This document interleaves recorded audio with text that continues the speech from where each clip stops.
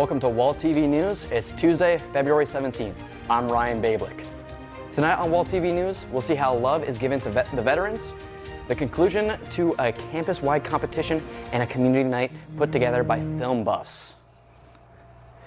Some say many veterans go without thank you. Well, these veterans got many, as we'll see in this story by Diego Prada. Some heroes don't ask to be remembered, but today the community is making sure they are.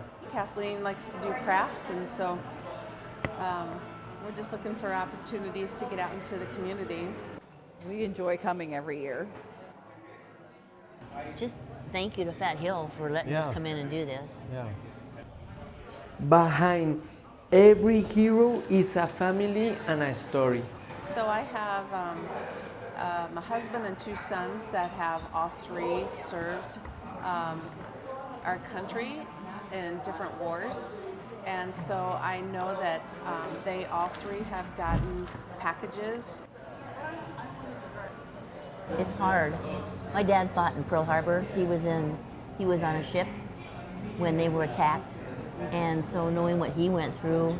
Stories like this are the reason many in the community choose to be here today. Valentine's Day cards for veterans, and just to be able to spread more awareness of just spreading love and having other people come in and gather community.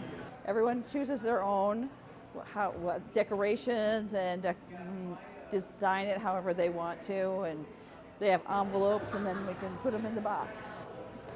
You know, and then the owners make sure that the letters get to the radio station, then they're delivered to the Veterans Hospital and to other war vets that are living alone or with their families. Yeah. It's a pretty cool idea. Diego Prada, WalTV News.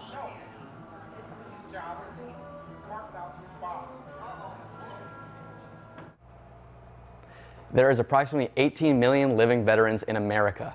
Many live in poverty or even homeless. After the break, we see the end of Waldorf's Winterfest.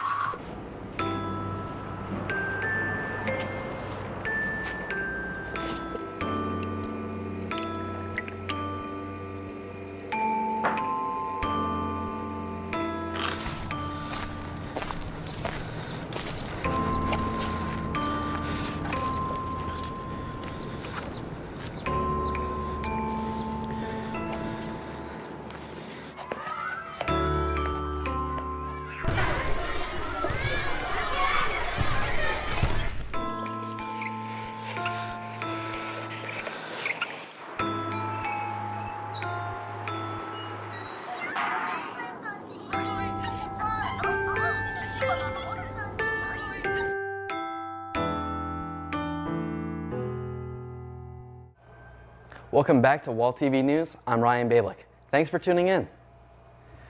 Winterfest is a major time for many Waldorf clubs, so let's see just who won out. The big money comes in the hosted events that all the groups do. So you can win $40, $50, or $30 depending if you get first, second, or third.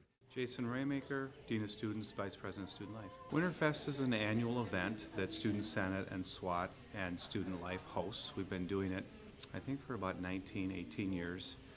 We do it usually in February, just really as kind of a winter spirit lifter during the winter season to give students kind of something to do, fun little competitions. It's also a fundraiser for clubs, groups, teams.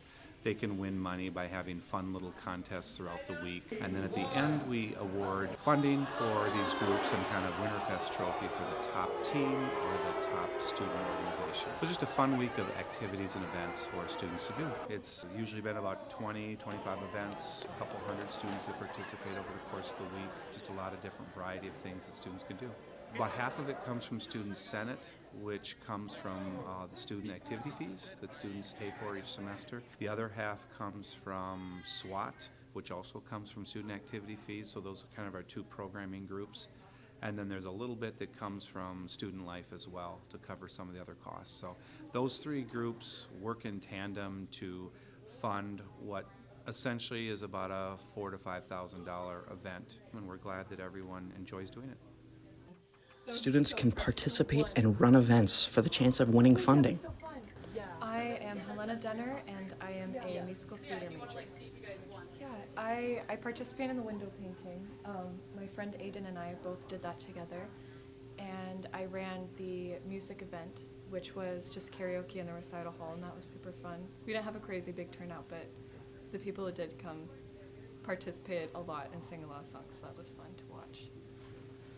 I hope that we do well, because I don't think we usually, music in specific, I don't think we usually get very high at all. So I think it'd be cool to at least get like top 10 or something. About that it could be used to get various things for the department, like choir, for example, getting robes, garment bags, so that we can transport those more safely and hygienically, because the robes that we have are very old. We've had them for many, many years, and they don't really make them anymore, but we're keeping them because they're special. We've had them for so long. Is the bowling team. We've got a trophy up here for the champion. Our runner-up, second place with 305 is music.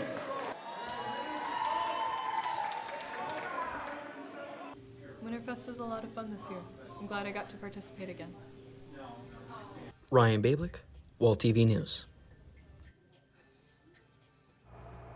Winterfest is a yearly week of festivals for students and a good time for clubs to gain some notoriety. After the break, we will see a night of film fun. Too fat, too skinny, que fea, too straight, too curly, que asco, too dark, too light, too tall, too short. Too bad. Feeling good about myself means feeling good about my body and loving it just as it is. Recuerda que todos somos diferentes. You have to love yourself before anyone else can love you. You are not alone. You're important, and your voice counts. Shut your mouth! Shut your mouth! Hard to watch, isn't it? You're sorry? Does this make it easier? How sorry are you again, huh? How about this? How stupid you are! Maybe you should just look away. How stupid are you? Tell me how stupid you are! I don't want to hear it. Is that better? It's hard to watch, but if you or someone you know is in an abusive relationship, make... Welcome back to WalTV News. I'm Ryan Bablick. Thanks for joining us. Bricks Wine and Whiskey in Mason City is known for its community nights, including screenings of films some may call macabre. Today, a niche community comes together at Bricks Wine and Whiskey to experience an event that only happens once a month. I like the movie. I thought it was a really good choice. Like I said, there's a lot of movies that we watch that are way campier than this one. This one was probably one of the more professional B films that we've seen. It's cool that we get the opportunity to, Scott puts out a questionnaire about what movies we want to watch every month, and people vote on it, and then he shows you what the people have spoken, you know? But what type of movies do they showcase? And what makes them so compelling?